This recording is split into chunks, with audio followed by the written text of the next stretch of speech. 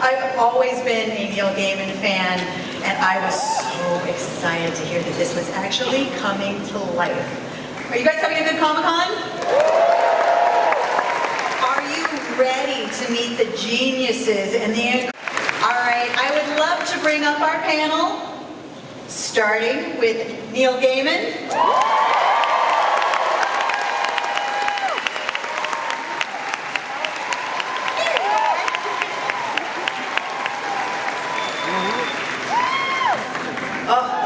With the dulcet tones. Okay, next we are going to bring up in order here Alan Heinberg, Tom Sturridge,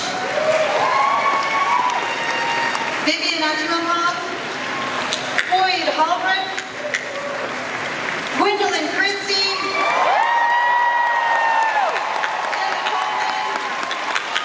Kirby Hal-Baptiste, Mason Alexander Park, and of course, Patton Oswalt. He's like the cherry on top of an awesome sundae. Now, this is such an incredibly, massively talented cast.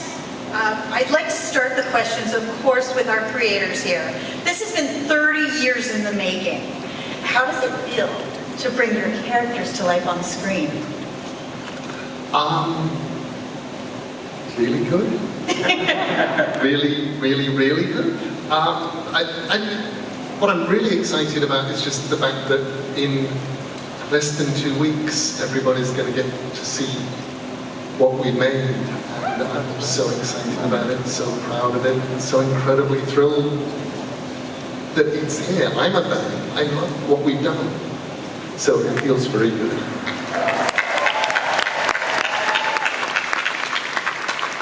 So you stayed really true to the comic. How did you go about crafting an authentic adaptation for television? This one will be for you, Alan. Oh, well, I did it as a fan. I mean, I was a huge fan of the books, and I was reading them monthly when they were coming out, because I'm old. And in a show about dreams, it's been oddly fitting from the start that this show has been a dream come true from the beginning for me. So I got involved basically at a point where Neil and David Goyer were going to develop it for streaming. And my only condition of joining the team was that I be able to make a Sandman experience that was as faithful to the book as possible, and luckily that's exactly what Neil and David had in mind as well. And Warner Brothers backed us the entire way, and Netflix has been incredibly supportive of that mission. We knew that streaming was the only way we were going to be able to tell this story properly, and they, studio and network, have backed us the entire way, and we have this amazing cast, far beyond anything I could have dreamed. I mean, speaking of the cast, how did you go about the casting process? How were the chosen?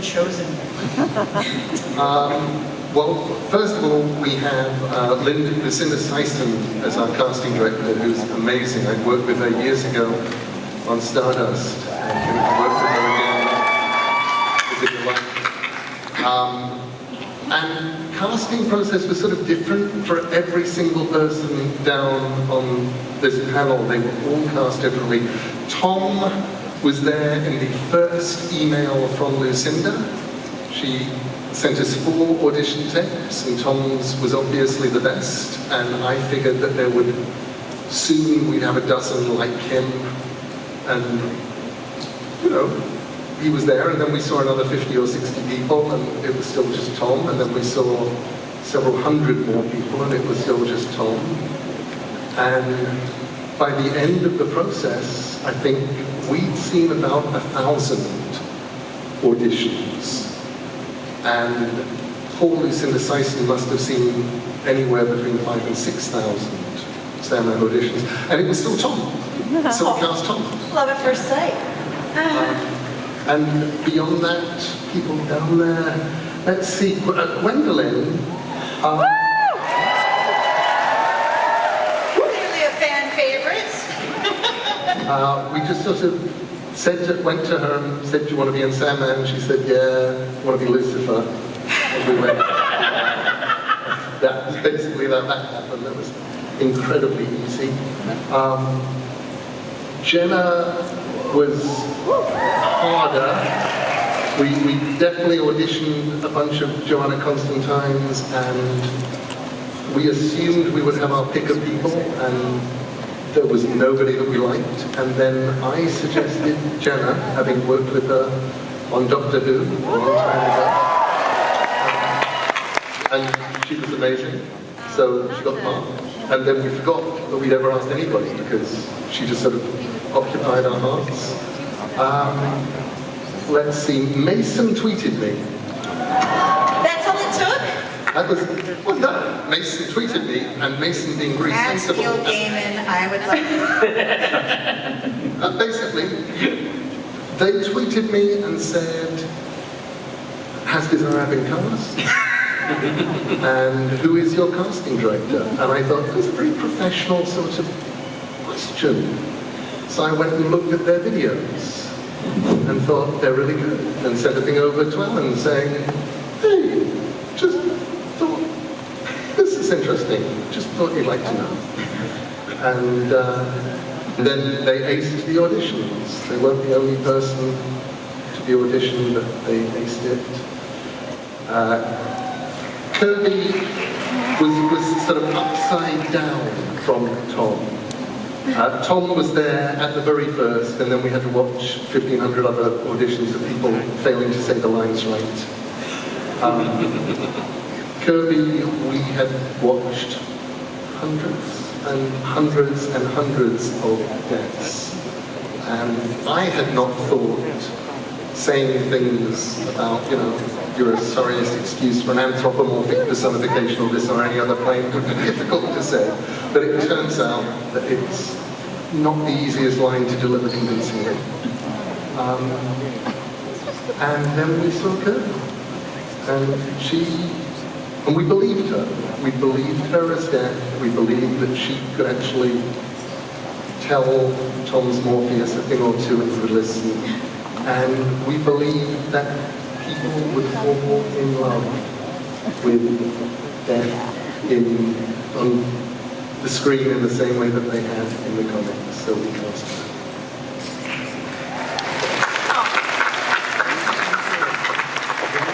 As well, Vanessa, we read So Many Roses, and the second Vanessa came up on my screen, the computer screen, that there was only ever her.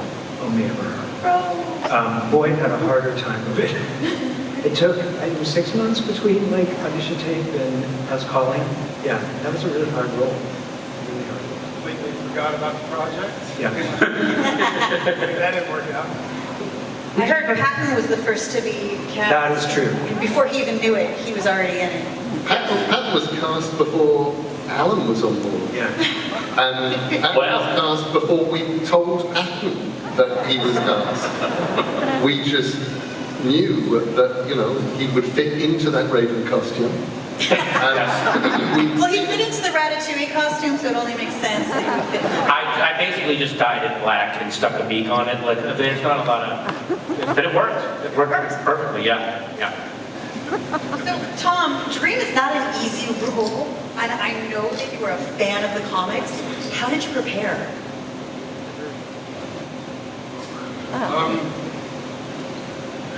The first thing is I care so deeply about this piece of literature.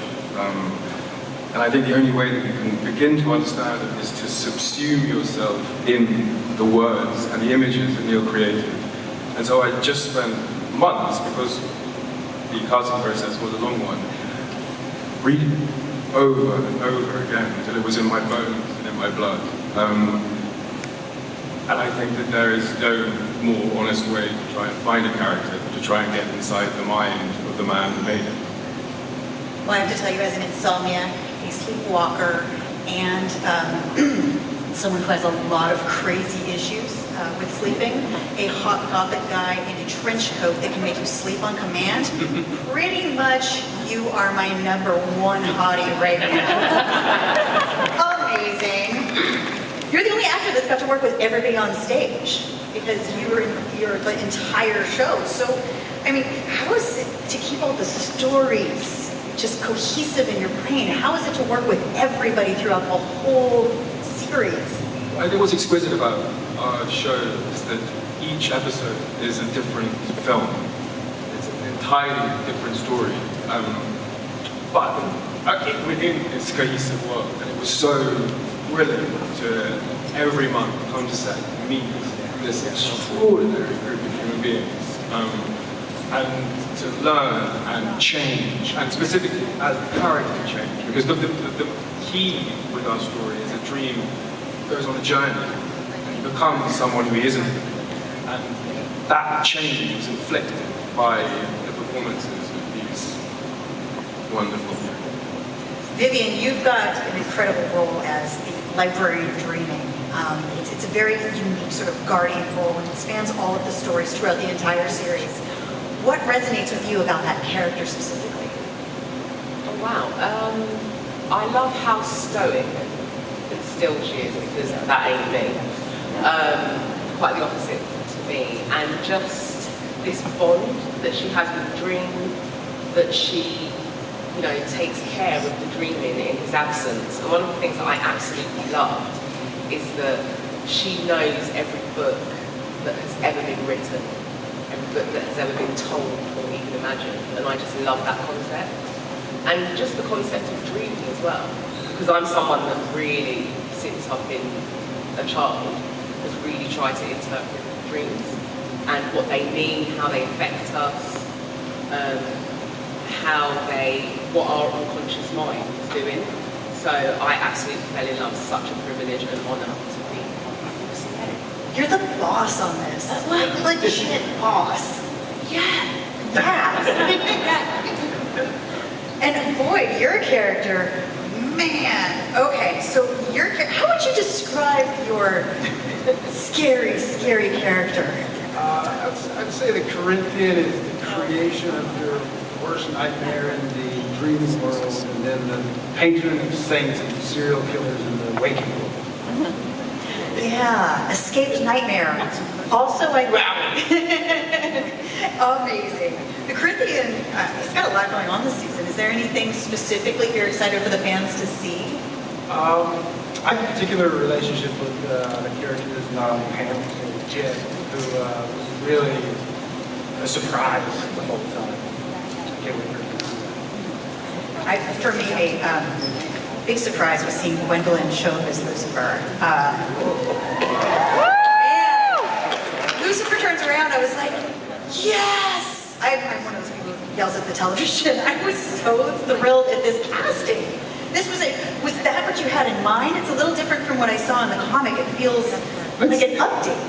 It's a little bit of an update, but I mean, if you go back to the first ever appearance of Lucifer in the comic, I remember finding some photographs of David Bowie as a young folk singer with permed curly hair, and just sending those photographs to Sam, Keith, and Mike Dringenberg, who were drawing the comic, and I said, this is the look that we're going for. It's androgynous. It's a junkie angel.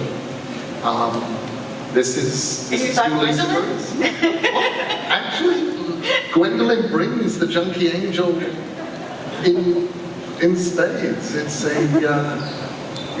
Gwendolyn, what did you want to bring to the part? Was it Junkie Angel? I'm a one-stop shop for Junkie Angel. I really was so unbelievably delighted when Alan and Neil came to me about being in Sandman. And we had an incredible conversation. It came about at such an extraordinary point of time where I think this pandemic was just happening, and the connection that I felt to both of them and the material really awakened something in me. Because when I think about the Sandman, when I read the comics, there is an innate, actually it's fantastical, it's intelligent, it's brilliant, it takes you on a hallucinogenic journey. It also has a spirituality in it that is like Star Wars. It takes you somewhere else you feel like somehow through reading it, the mysteries of the universe will unfold. And it is absolutely our reality as humans through the prism of glorious fantasy. And the idea of being the very essence of evil through these people's eyes was the most delightful moment I could. Oh, that is so fantastic. Okay, before we go on with more questions, because we have so many incredible panelists here, how would you guys like to see a clip that's for this room only? Would you like to set up this clip? Of course. So, this is a clip from episode 3. And anybody who read Sandman will remember episode 3, Dream a Little Dream of Me, has John Constantine in it. And for various reasons, we decided that actually, given that we were going to be meeting Joanna Constantine in the past, we might as well have a Joanna Constantine in the present as well. And we found Jenna, and we cast her, mostly obviously because her initials are JC, and it was cheap. So we are at the beginning of the episode. We're actually at a wedding, in a surprise wedding that has been called very late at night, and Joanna Constantine has been summoned by Rick the Vic to see if she can sort something out, because there may be some devilry and demonry afoot. Sounds like a wedding. Not a question, I just need to say that out loud. What does Joanna Constantine get into of this season? Kind of well, anybody who's read Hellblazer, Dream a Little Dream of Me, we see Joanna Constantine, help Lord Morpheus find his sand on his journey. And beat some monsters and perform some exorcisms while we're at it. If you could perform exorcisms before the nuptials, I feel like that's what you should definitely do. That could really save some marriages. So, I want to talk a little bit about Rose Walker, just because, Vanessa, we finally get a little bit of a glimpse into Rose. What is her journey this season? So Rose Walker she's an orphan, and she is trying to find her brother, and along the way, she has a journey with Morpheus, and that's what she tries to do. She tries to find her brother, and Morpheus is there to help her, kind of. It's almost like you're guiding each other a little bit. I feel like you guys are learning a lot from each other through the series. Yeah, there's definitely an evolution. One of the roles I was very excited about is, so the first time Matthew speaks, I didn't know who was going to be cast as Matthew, and then Patton Oswalt, I heard his voice, and I was like, yes! And my daughter was like, why are you freaking out? I'm like, it's Patton Oswalt. She's like, who's that? I'm like, Ratatouille, girl. And then she started squealing too. She said, who's that? She's a baby. It's okay. Okay. All right, I'll let that one slide. God. She's not allowed to listen to your stand-up just. Oh, well, that's smart parenting, actually. Yeah. Was this a dream role for you? I know that you're a comics fan. You are clearly geek royalty. I feel like you walk on water at Comic-Con.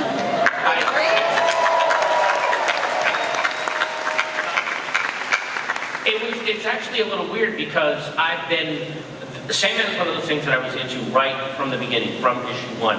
I stood in line for 3 hours in 1992 to get my Season of Mist hardback signed by Neil in San Francisco, but I'm playing a character that is completely new to this world and kind of at sea. Like he's, of all people, maybe except Rose, he's running to catch up with this massive world that he's been thrown into. Whereas, you know, the actor playing the Raven is like, well, actually the Buttle Crunch and Squatter Bloats are both in the portal of hell, and they only have the what. Like, I know everything that got adapted out and changed, so having to kind of play the not knowing exactly what's going on, sometimes it was a little hard because I knew everything that was happening. You know? You're great comic relief, because sometimes this gets a little dark. So it's really great to hear you come up and just add a little bit of comedy so we can take a quick breath before we get back into it. I think you do a really incredible job. You're correct. I am correct. Tell your daughter.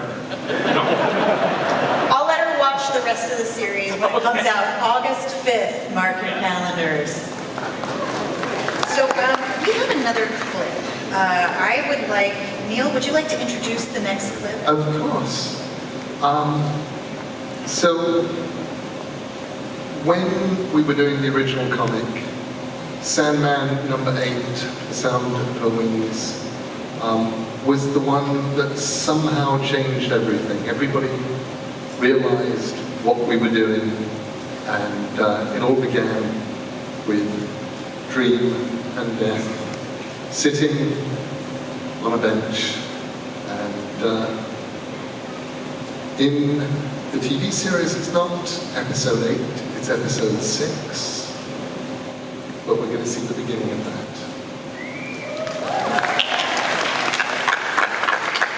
Unique relationships to death, to Dream in this, as you guys are part of the Endless Siblings. How'd you get into your headspace on this? Well, I think one of the benefits of, well, I guess it was both good and bad, was filming this during the pandemic. We had a lot of time to ourselves. I had a lot of time to think, and on this more than any other role, I think, because essentially it's how do you, I wouldn't say humanize, but I guess, you know, give a human form to a concept, right, to death.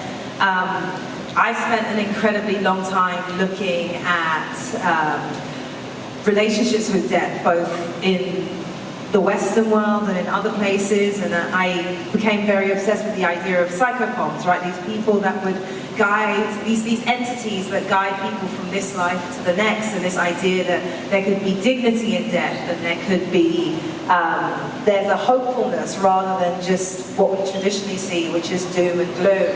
And I think what I got to do was, I got to take from the page what I think so many people related to, the idea that Neil created, which is when you are in your final moments, you want to be comforted, you want to be with the person that you want to get a drink with, and rather than this idea of this looming character that made you feel awful at a time, it was better that you were with someone that you felt comfortable with, who you could talk to.